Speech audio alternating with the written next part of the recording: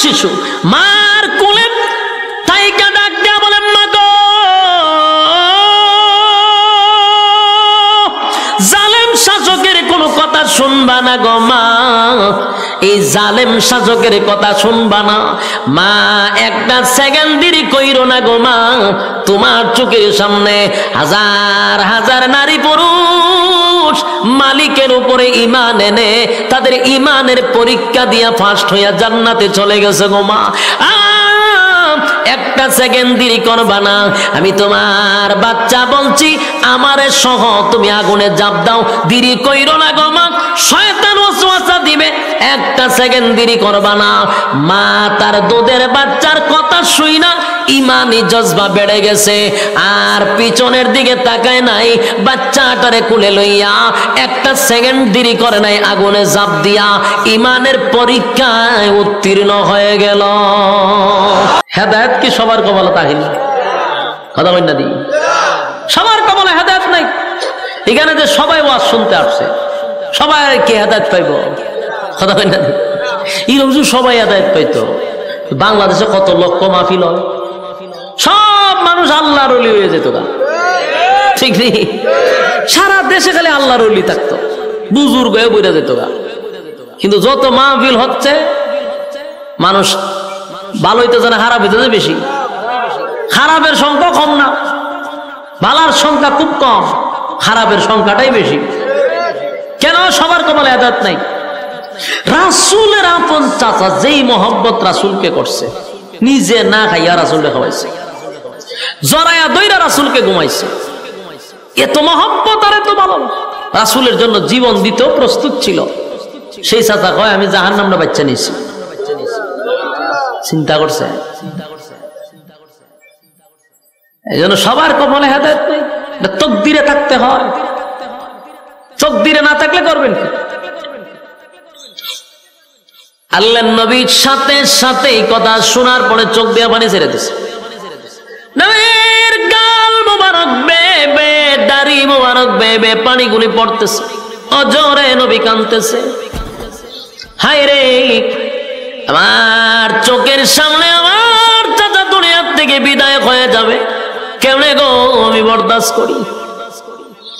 আল্লাহ সাথে সাথে তখন একটা আয়াত নাযিল করছে, ইন্নাকা লা তাহদি মান আহবাবতা ওয়ালাকিন্নাল্লাহা ইয়াহদি মান ইয়াশা।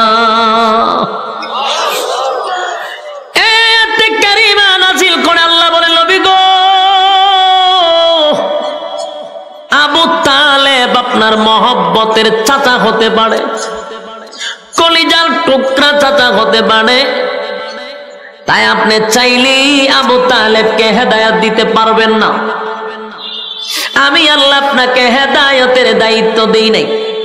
বলুন, হেদায়েতের মালিক কে? দুনিয়ার কোন পীর ফকির হেদায়েত দিতে পারবে? নবী রাসূল, পৃথিবীর কোন নবী রাসূলের হাতে আল্লাহ হেদায়েত দেয় না। ইন্নাকা লা তাহদি মান আহবাবতা ওয়ালাকিন্নাল্লাহা ইয়াহদি মান ইয়াশা ওয়া হুয়া আ'লামু বিল মুহতাদিন।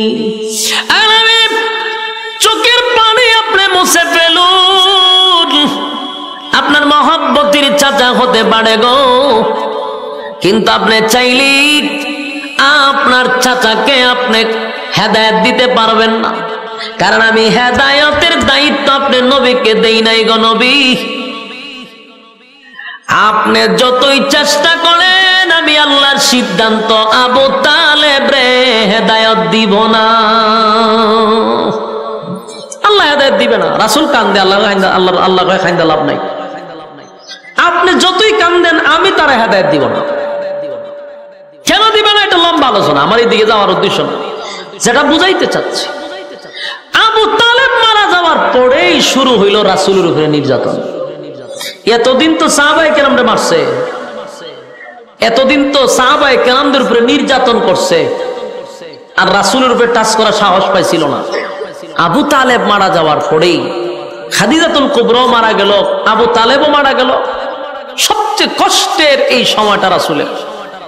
তখন রাসূলকে তারা পাথর মারতে শুরু করলো, রক্তাক্ত করলো আল্লাহর রাসূলকে। গোটা মক্কা নগরীতে যারা কালেমার দাওয়াত গ্রহণ করছে তাদের উপরে নির্যাতন আর নির্যাতন। নবীর শরীর থেকে রক্ত জড়ায়। সাহাবায়ে কেরাম নবীর কাছে গিয়ে বলে, হাবিব, ও আল্লাহর পয়গম্বর, আল্লাহর কাছে একটু বলেন না গো, আসমান থেকে যেন আমাদেরকে সাহায্য করে। আমরা আর বরদাস্ত করতে পারি না, আর সহ্য করতে পারি না, আর সহ্য করতে পারি না, একটু আল্লাহর কাছে বলেন। নির্যাতনের শিকার সাহাবায়ে কেরাম, জ্বলন্ত কয়লার মধ্যে সাহাবায়ে কেরামদেরকে শোয়া দেয়, জিহ্বার মধ্যে পেরাক মেরে দেয়। একটাই অপরাধ, লা ইলাহা ইল্লাল্লাহর স্লোগান দেওয়ার কারণে জিহ্বার মধ্যে পর্যন্ত পেরাক মেরে দিছে। এত নির্যাতন, নির্যাতনের শিকার যখন হয়ে গেল, তখন আল্লাহ নির্যাতিত মুসলমানদেরকে সান্ত্বনা দেওয়ার জন্য আমার তেলাওয়াতকৃত সূরা বুরুজ নাজিল করে দেয়।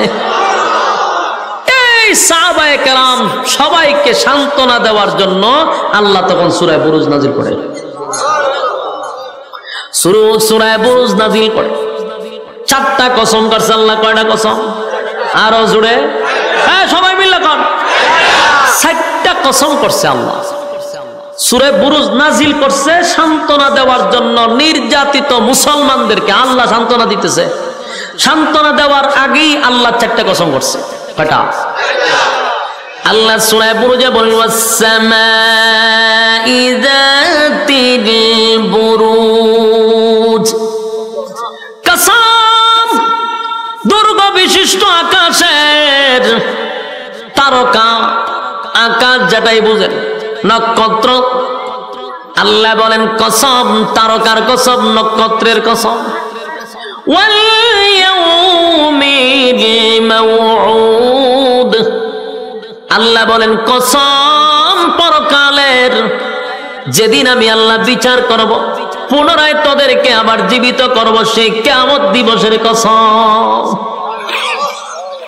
وشاهد ومشهود, আল্লাহ বলেন জুমার দিনের কসম, আরাফার কসম। এই 4টা কসম আল্লাহ করছে।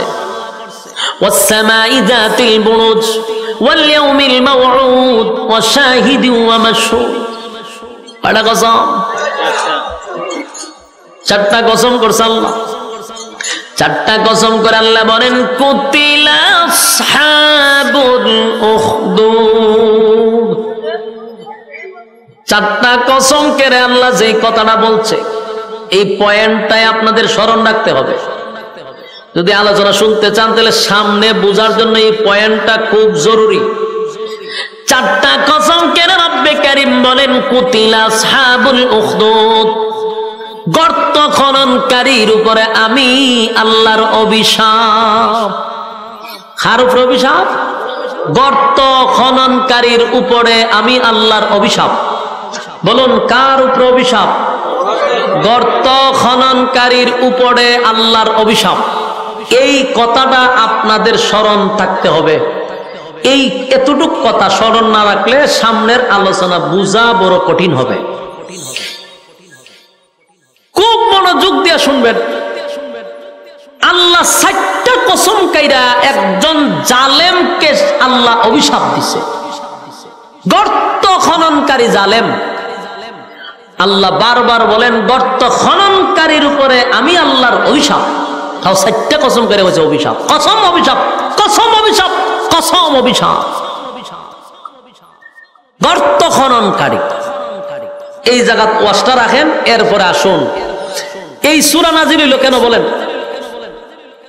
নির্যাতিত মুসলমানদেরকে সান্ত্বনা দেওয়ার জন্য। হেডলাইন মুখস্থ রাখতে হইব। আপনারা আমার আনছেন অভিগঞ্জ থেকে, হত্যিকা গিচ্ছা উনবার লেগে আনছেন নি? গল্প, কাল্পনিক কথা, হ্যাঁ ফিসা উড়া গেছে সাগরে, ওই নদী পার, ইটা উনবার লেগে নি? খবর ভেঙে আছে, আগুন লেগেছে, ওটা দৌড় মারছে, এটা অন্য লাগে আনছো, তাহলে একটু মনোযোগ দিয়ে শুনেন। যদি মনোযোগ দেন খুব সহজে বুঝবেন, এই পয়েন্টগুলো ইয়াদ রাখবেন। 4টা কসম করে নির্যাতিত মুসলমানদেরকে সান্ত্বনা দেওয়ার জন্য আল্লাহ সূরা বুরুজ নাজিল করছে।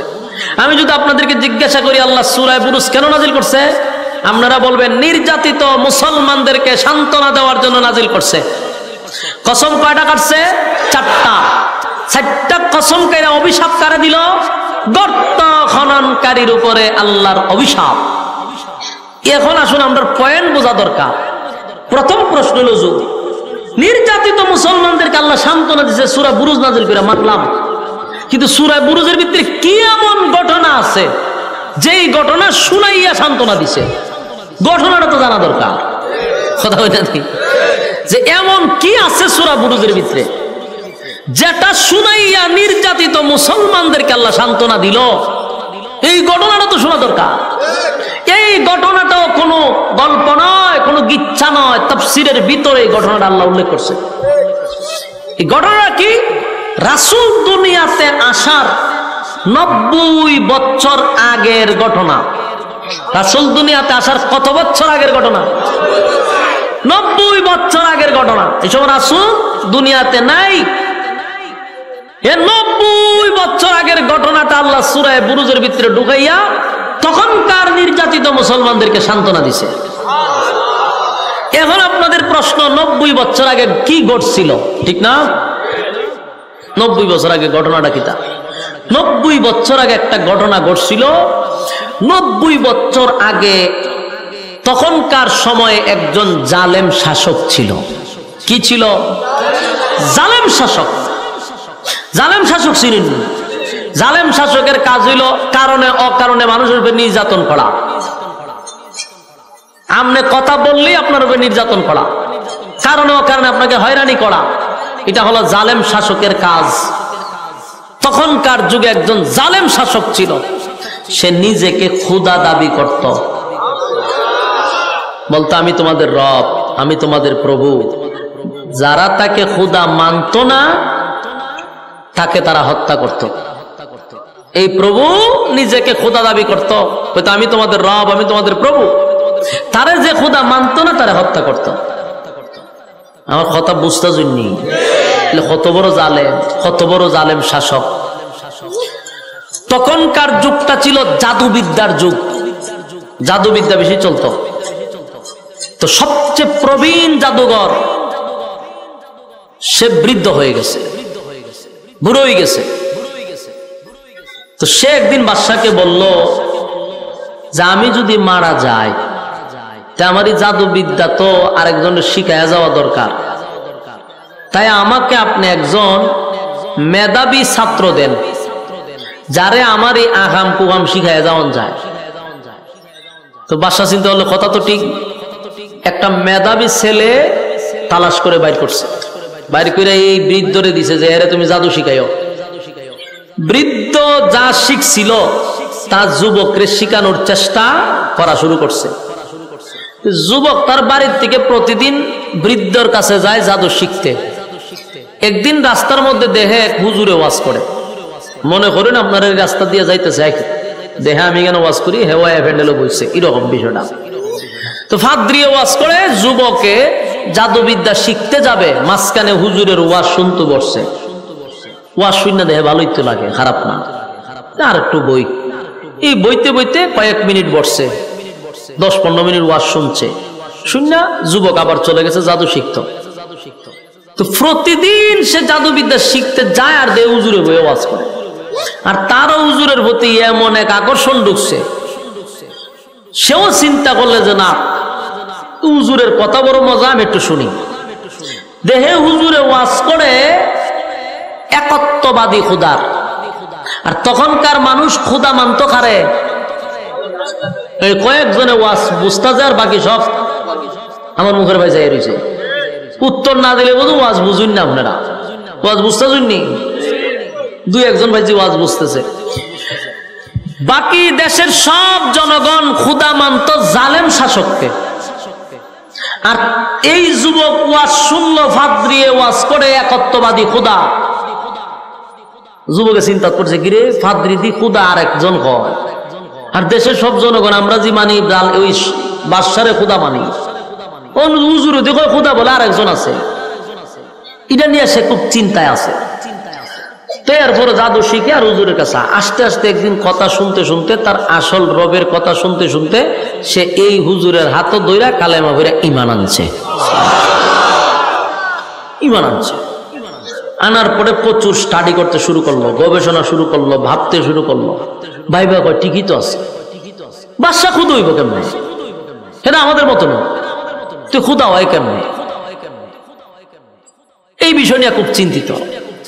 আর যুবক যত ভাবতেছে আল্লাহ তার রাস্তা তত সহজ করে দিতেছে।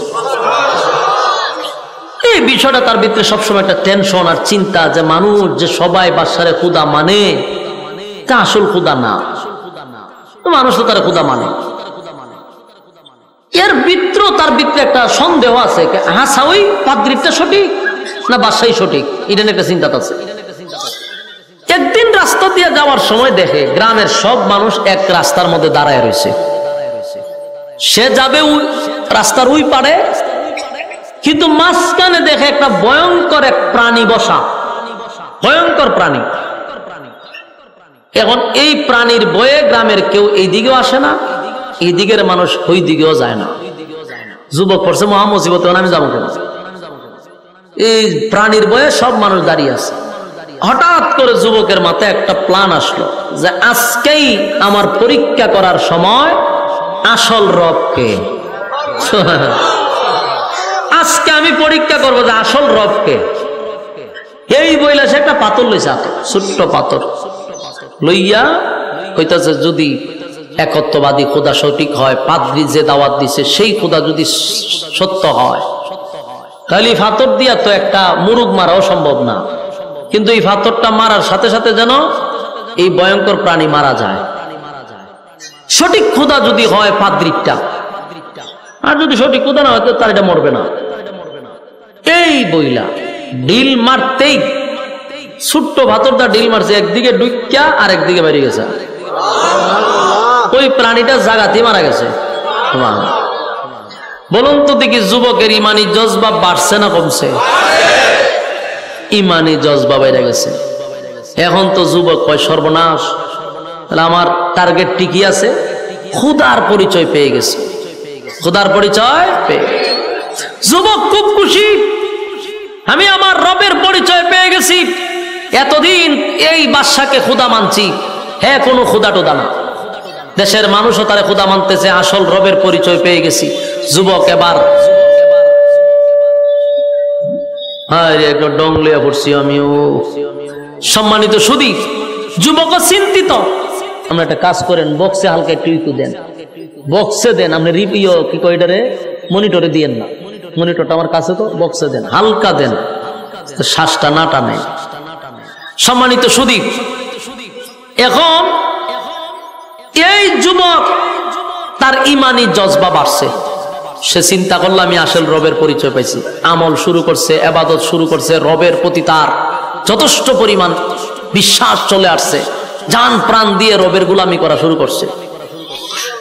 কিন্তু ওই যে প্রাণী মারছিল, গ্রামের মানুষ দেখছিনি, এই গ্রামের মানুষ এই দৃশ্য দেখিয়া কয় এই যুবক সাধারণ কোন যুবক না। এটা স্বাভাবিক কিনা? আমনের সামনে যদি আমি বড় একটা বাঘ মেরালে ডিল মেরা, তা আমার মুড়িদানের আর অভাব পড়তো না। তখন ঠিক নেই, কারণ বাংলাদেশ ফু দিয়া ডিম ফাটাইলে মুড়িদানের অভাব নাই, লাইন ধরে মুড়িদানের, বেড়া বেড়ি যা আছে সব মুড়ি দিয়ে জায়গা। আর এই যুবক একটা প্রাণী মারছে, বিশাল ভয়ঙ্কর প্রাণী, তাও ছোট্ট একটা কণা পাথর দিয়া। বুঝেননি কি পরিমাণ তার ভক্তবৃন্দ বাড়ছে। মানুষ কয় এই যুবক সাধারণ না, তো মানুষ তার কাছে যায়, যুবক গেলে পরে ফু দেয়, তো অনেক রোগ ভালো হয়ে যায়। কুষ্ঠ রোগ লিয়ে যায়, ফু দিলে ভালো হয়ে যায়। আতুল্লুলা মানুষ যায়, ফু দিলে ভালো হয়ে যায়। কেরামতি খালে আরো বাড়তেছে। মানুষ কয় সর্বনাশ, এই যুবক সাধারণ না। তো এরকম করতে করতে এইগুলা কিন্তু একসময় সইরা যায়, একজনের মুক্তি আরেকজন, একজনের মুক্তি আরেকজন করতে করতে পার্লামেন্টে এই খবর চলে গেছে। পার্লামেন্টে একজন অন্ধ মন্ত্রী ছিল। কি মন্ত্রী? অন্ধ মন্ত্রী, চোখে দেখতো না। এই অন্ধ মন্ত্রীর খানে গিয়া মেসেজ গেছে যে কই মন্ত্রী সাহেব, সারা জীবন তো আর দুনিয়া দেখছেন না, অন্ধ মানুষ আপনি, আপনার চোখ ভালো হওয়ার একটা মেডিসিন পাইছে। অন্ধ মানুষ যদি উনি চোখ ভালো হইব তার কত আনন্দ। জিগা কিভাবে? অমুক জায়গায় অমুক একটা যুবক আছে, তার কাছে গেলে আপনার চোখ ভালো হবে। এই মন্ত্রী কথা শুননা রত স্বর্ণ হীরা মণি মুক্তা আছে সব বাস্কর ভিতরে বইরে গেছে যুবকের কাছে গিয়া কয়, যুবক এই বাস্ক খুলো, এটার ভিতরে সব স্বর্ণ আছে। জিগায় কেন? বিনিময়ে চোখ ভালো করে দাও। যুবক কয়, চোখ ভালো করার ক্ষমতা তো আমার না, আমি তো চোখ ভালো করতে পারি না। মানুষ যে বলে তুমি এটা করে দাও সেটা করে দাও, বলে এগুলো তো আমি ভালো করি না, আমার রব ভালো করে। এই কথা শুননা মন্ত্রী মারছে হাসি। জিগায় আপনি হাসেন কা? হয় তুমি যে রবের কথা কইতেছো, আমি তো হারা দিন রবের কাছেই থাকি, চোখ যদি বালা করতো থেকে আর তোমার কাছে আইতাম। ওই অন্ধমন্ত্রী মনে করছে রব মানে বাদশা, আর দেশের সব মানুষ তো তার রবই মানে। মন্ত্রী কয় আমি হারা দিন তাহি এর কাছে, এ কি এর খুদা আমি বুঝি টুঝি না, এতে কি চোখ বালা করতো? আজ এর কথা। যুবকে কয়, আপনি যেই বাদশার কথা বলতেছেন সে তো খুদা হওয়ার কোন যোগ্যতা রাখে না, খুদা হওয়ার কোন যোগ্যতা তার নেই। মন্ত্রী কয়, তার মানে তুমি কি বাদশাকে খুদা মানো না? বলে না। এর পরিণাম তো ভালো হবে না, বলে জানি মৃত্যুদণ্ড হবে, আমি আমার আসল রবের জন্য জীবন দিতেও প্রস্তুত। মন্ত্রীর কাছে বলতেছে যে সে কোনদিন খোদা হতে পারে না, সে একটা জালেম শাসক, তাকে যে খোদা মানে না তাকে সে হত্যা করে, সে আবার খোদা হয় কেমনে? তখন বলতেছে, বাবা রে এই ফেসা আমার ভালো লাভ নাই, তুমি আমার চোখ বালা করে দাও, আমি জায়গা। যুবক কইতে, চোখ তো আমি বালা করি না, তো তোমার রব রে কেউ চোখ বালা করে দিত? কয় আমার রব তেমনি ভালো করে না। তো কেমনে ভালো করে? আপনি কালেমা পড়ে আগে রবের উপর ইমান আনতেইব। ইমান যদি আনেন, আমি আমার রবের কাছে একটু রিকোয়েস্ট করতে পারি, আমার রবের দয়া মায়া হইলে আপনারা ভালো করে দিবে। মন্ত্রী চিন্তা করলো, দুনিয়া তো কিরম দেখছি না, এখন চোখ তো আমার দরকার। ঠিক আছে, কালেমা পড়লাম। কালেমা পড়ছে, ইমান আনছে। যুবক এবার আল্লাহর কাছে হাত তুললে কান্না শুরু করছে, আল্লাহ মন্ত্রীর চোখ বালা করে দিছে। এখন তো মন্ত্রী দেহে ছবি দেখে, ঘটনা কি তারই ছবি দেখা যায়। পৃথিবী এত সুন্দর, মানুষ এত সুন্দর, জীবনে দেখছে না, এরপরে কি করতে পারে এটা তো আপনারা বুঝে নেব। একের এক জায়গা খারি থাকবো নি, দৌড়াদৌড়ি করবো, ঠেলা মারবো, খামসা মারবো, মানুষের দূরে সিমটি মারে, খামসা মারে, ঠেলা মারে, ধাক্কা মারে, লাইটও গিয়ে দৌড়া লায়, কারেন্টও দৌড়া লায়। জীবনে দেখছে না, ঠিক নেই। মন্ত্রী তখন আর এক জায়গাত নাই। এইগুলা করতে করতে একদিন পার্লামেন্টে গেছে। অন্ধ মানুষ যারা দেখবেন, এরা দাঁড়ানোর সিস্টেম ভিন্ন, এদের হাঁটার সিস্টেম ভিন্ন। এবার এক জায়গায় দাঁড়ায় থাকলে এইরকম ভাবে দাঁড়ায় থাকে, ঠিক নেই। আজকাতে এমনি করে আমরা দাঁড়ায় থাকে, এক জাতি ভাবে দাঁড়ায়, দেখা হইয়া এইভাবে দাঁড়ায়। দাঁড়ানি সিস্টেম তার এইরকমই ছিল। এখন তো তার চোখ ভালো হয়েছে, এখন তার দাঁড়ানি সিস্টেম হইলো আমাদের মতো। বাদশা দূর থেকে এটা ফলো করছে, যেহেতু অন্ধ আছে, তুই এক জায়গায় চুপ করে দাঁড়াইত। হেদি এখন খালি খুব চঞ্চল, হেই গানো যায়, হি গানো লারা মারে, গানো টেক্কা মারে। ঘটনা কিটা? মন বাদশা ডাক দেখ, ওইদিকে আয়, তুই কি চোখে দেখস? দেখি তো। হ্যাঁ কেমনে দেখস? চোখে দেখতে না? বলে আমার রব বালা করছে। রব বালা করছে কইছে পড়ে। বাদশায় খুশির চুটে ডিজে গানের আয়োজন করছে। ডিজে গান লাগা কে রে? আমি যে ভালো করছি এটা তো আরো জোরে খাওয়া দরকার। তুই যে আমার আগে হইতে তাহলে বিশাল আয়োজন করতাম। আমি যে ভালো করছি তুই পার্লামেন্টে কইছস, আমার কলিজা ঠান্ডা হয়ে যায়। মন্ত্রী কয়, তুই কি আসলেই খোদা? পার্লামেন্টের সামনে কয়, হ্যাঁ তুই কি আসলেই খোদা? তুই তো আস্তে একটা হুদা, তুই কি এর খোদা? তুই যদি খোদা হইতি আমার চোখ বালা করে দিতি। হ্যাঁ, মানুষের কাছ থেকে জোর করে খোদাই আদায় করে নিছস। আমি অন্ধ ছিলাম এতদিন, তুই যদি খোদা হইতে আমার চোখ বালা করে দিতি। আমাকে যে চোখ বালা করেছে উনি হলেন আমাদের স্রষ্টা। তোরে যিনি যিনি সৃষ্টি করছেন, আমার যিনি সৃষ্টি করছেন, 7 আসমান 7 জমিন সূর্য চন্দ্র গ্রহ নক্ষত্র কুল কায়নাত যিনি সৃষ্টি করলেন হুকুম দিয়া, তিনি হলেন আমার রব আল্লাহ। বাদশার মেজাজটা গরম হয়ে গেছিল, চান্দি ফুড়া গরম, তারে খুদা না মানলি সে হত্যা করে। আর এটা তার ইগুতে লাগছে, মারাত্মক লজ্জা। এত মানুষের সামনে পার্লামেন্টে বৈশা একজন দেশের বাদশাকে এইভাবে বেজ্জতি করা, অপমানি করে, এটা কি মেনে নিব বাদশাহ? বাদশাহ কয় এর গ্রেপ্তার কর। গ্রেপ্তার করলো, এর রিমান্ডে নিয়ে ফিডা, রিমান্ডে নিয়ে মার শুরু করলো। মারতে মারতে মারতে জিগায়, কত তোরে কে কালেমা শিখাইছে? ফিডার সুডে হয় আমারে যুবকে শিখাইছে। যুবকরে গ্রেপ্তার করে আনছে, আইনা যুবকরে ফিডা শুরু করছে। ফিডাইতে ফিডাইতে যুবকরে কত কাটা কালেমা শিখাইছে, হয় হাত দিয়ে শিখাইছে। হাত দিয়ে গ্রেপ্তার কর, হাত দিয়ে তুলছে ফিডা, মানে যে শিখাইছে এর ফিডা। এইভাবে মাইর শুরু করছে। কারণ আমি আগেই বলছি সে কি জালেম শাসক। সে কি শাসক? জালেম শাসক। 3 জনে ফিডাইতে ফিডাইতে লাস্টে কয়, 3 জনে তো ইচ্ছা মতো ফিডাইছি, এখন ক তোরা রবকে। 3 জনের কয় রব হলেন আল্লাহ, যিনি আমাদেরকে সৃষ্টি করছেন। বাদশাহ কিরে এত ফিডা গেল কো? কয়াম নইতো না। মন্ত্রীর মাথার উপরে একটা করাত রাখছে। করাত চিনুন না আপনারা? বুলার মানুষ গাছ দেখাটে, এই করাত মাথার উপরে রাখছে। রাখা কয় মন্ত্রী, যদি তুই আমাকে রব বলে স্বীকার করস ছেড়ে দিব, আর যদি স্বীকার না করস করাত দিয়া মাঝখান দিয়া 2 ভাগ করব। কিতা বুঝলেন? আমরা এখানে যারা বসা, আমি বক্তা সহ, আমরার মাথার যদি একটা খরাত রেখা হয়, আমরা একটা টান দিব, আমরা ইমান থাকবো নি? ডাইরেক্ট আমার 14 গোষ্ঠী হিন্দু আছেন, জয় শ্রীরাম হয়ে দূর শুরু করবো। ইমান ইগানই শেষ। আমরার যে তালের ইমান, 5 টাকার একটা সার কাছে আমরা ইমান বিক্রি হয়। বাস্তব না বাস্তব? বুড়া বুড়ি আইলে দেখবেন, হ্যাঁ চা খাইছে এক চেয়ারম্যানের কাছ থেকে, চেয়ারম্যানের জিগায় বুটটা কারা দিবে, চা দিয়ে আপনি খাওয়াইছেন, বুট তো আপনারই দিব। ই চেয়ারম্যান খালি গেছে, আর এক চেয়ারম্যান আয়া ঢুকছে, হের ভিত্তে জিগায় বুট কারে দিবি, চিন্তা ভাবনা আছি। চেয়ারম্যানের দুধ চা খাওয়াইছে, বুট কারে দিবে, আপনারই দিব। ই চেয়ারম্যানও গেছে, হে দোকান থেকে লড়ে না। আরেকজনের ঢুকে দেখে, কিরে বুট কারে দিবি, কইতারি না, হতের একটা কফি খাওয়া। কফি খাওয়ানোর পরে জিগা বুট কারে দিবি, আপনার তো দন লাগে, বলুন তো বুট কয়টা দিছে? কয়জন রে? যেই লোক গুলারে 5 টাকা দিলে ইমান জায়গা, হের আবার খরাত লাগেনি, কথা কই না দি? চা কফি খাওয়াইলে ইমান শেষ, হের আবার কফি খরাত লাগবো? হ্যাঁ আমরা খরাত লাগবো না। গুলির আওয়াজ হলে আমরা ডাইরেক্ট কালে মলমে ঘুরে বয়ে থাকি, ঠিক না? আমরা রইল ইমান। কিন্তু এই মন্ত্রী সবে মাত্র কালেমা ভুইরা ইমানের পরীক্ষা তার উপরে চলে আসছে, সে বাদশারে ডাইরেক্ট বলছে 2 ভাগ করে ফেল, কিন্তু ইমান দিব না।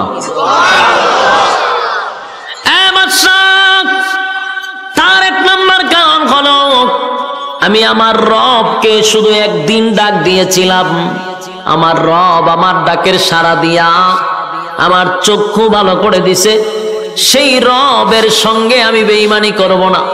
কালেমা পড়ছি তো বললাম, ইমান দিব না, প্রয়োজনে রবের জন্য জীবন দিয়া দিব। বাদশার অর্ডারে মন্ত্রীর মাথা 2 ভাগ করা হয়েছে। ইমান দিছে না, কিন্তু জীবন দিয়া দিছে। এবার পাদ্রীকে বলে, পাদ্রী বল খোদা কারে মানুষ? বলে আমার রব আল্লাহ, যার উপরে ইমান এনে মন্ত্রী মারা গেছে, আমি তার উপরে ইমান আনছি। বাদশার অর্ডারে পাদ্রীকেও 2 ভাগ করা হলো। এবার যুবকরে বলে, যুবকরে 2 জনে তোর সামনে হত্যা করছে, তুই কারে মানুষ? যুবক কয়, এই 2 জন যার জন্য জীবন দিছে আমি তারে মানি। বাদশা কয়, দেখ এখনো বালা আছে, তুই আমার একবার রব হিসাবে স্বীকার কর, আমি তোরে ছেড়ে দিব, তোরে আমার খুব দরকার। যুবকে কয়, আমার জন্য তাদেরকে মারলি, আর আমি বুঝি ছেড়ে দিব ইমান, এর থেকে কোনো কঠিন শাস্তি থাকলে তুই আমারে দিতে পারস। বাদশাকে খুব অপমান করার পরে বাদশার খুব লাগছে, বাদশা হয়তো এর চেয়ে তোর কঠিন শাস্তি দিব। দুই পাও বাঁধছে, বাইদা হাত দুইটা বাঁধছে, বাইন্দা স্পেশাল বাহিনী দিয়া এই যুবকরে পাথরের পাহাড়ের উপরে নিচে, নিচেও পাথর উপরে পা, ও সাত্তিকে সবার সামনে তারা ধাক্কা মাইরা পাথরে ফালা দিবি, ভর্তা হয়ে যাবে।